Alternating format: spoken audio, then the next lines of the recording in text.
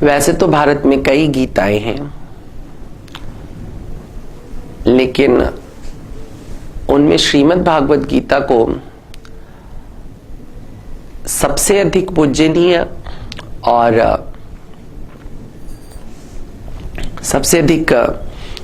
प्रभावी इसलिए माना जाता है क्योंकि ये खुद भगवान ने अपने मुंह से सुनाई है और पूरी दुनिया में भी अपने आप में अनूठा ग्रंथ इसलिए हो जाता है क्योंकि पूरे संसार में जितने भी ग्रंथ हैं वो किसी ऋषि, मनीषी, महर्षि ने लिखे हैं अथवा किसी प्रॉफिट ने, किसी पैगंबर ने, किसी नबी ने उन्हें पाया है। मतलब अगर आप भारत के बाहर हैं तो आपको इस्लाम में अगर आप देखते हैं तो इस्लाम में भी मोहम्मद साहब के ऊपर वही आती है, मतलब उन पर भगवान के संदेश उतरते हैं। मूसा के साथ कलीमुल्लाह शब्द जुड़ा है, यानी मूसा यहूदियों की जो किताब है उसमें बातचीत होती है। वहां एक कंडीशन दिखाई देती है, काफी हद तक गीता से मिलती जुलती है क्योंकि मूसा ने लगभग सारी बातें अल्लाह से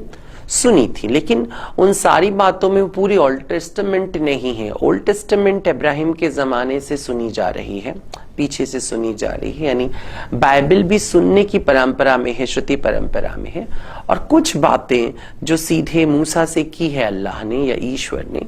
वो कुछ बातें निकल करके आती हैं। लेकिन वहां पर भी एक बहुत बड़ा अंतर ये है कि मूसा का अल्लाह से कोई सीधा सीधा रिश्ता नहीं है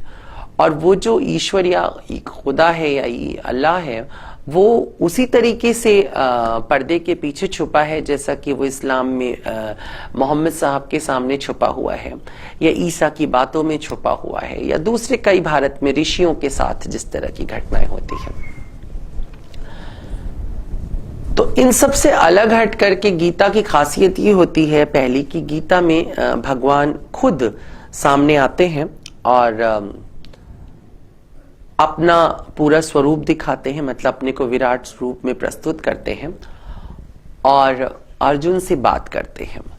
यहां एक बड़ी बात यह है कि यहां पर ईश्वर अर्जुन से किसी पर्दे के पीछे छुप करके एक मैसेंजर की तरह अर्जुन का इस्तेमाल नहीं करते हैं, बल्कि वो अर्जुन को बात करते समय उसके मित्र के रूप में उसके सामने उपस्थित हैं और एक मैत्री संबंध के अंतर्गत वो अर्जुन से मिलते हैं और बात करते हैं। पूरे मानव इतिहास में ईश्वर के बारे में जितनी भी कल्पनाएं हैं उनमें अधिकांशतः ईश्वर पूज्य है।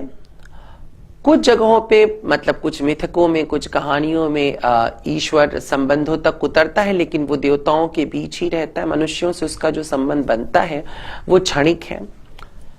मित्र के रूप में ईश्वर पूरी इतिहास में, मानव इतिहास में वो एक बार दिखाई देता है, वो है गीताकार के रूप में कृष्ण, जहां पर इसे स्वीकार करते हुए कहते हैं कि हे अर्जुन, मैं तुम्हें ये ज्ञान इसलिए दे रहा हूं क्योंकि तुम मेरे भक्त तथा मित्र दोनों हो। ये स्वीकारोक्ति ईश्वर की कभी और नहीं कहीं सुनने को मिलती है। हर जगह ईश्वर बहुत बड़ा है और मनुष्य बहुत छोटा है। लेकिन गीताकार एक महान, जो सबसे महान बात जो गीताकार प्रस्तुत करता है वो ये है कि ईश्वर और मनुष्य अलग अलग नहीं सरफेस पे खड़े हैं, क्योंकि मित्रता हमेशा बराबर में होती है और सभी रिश्ते जो होते हैं उनमें बड़े छोटे और ऊंचे नीचे का भेद होता है।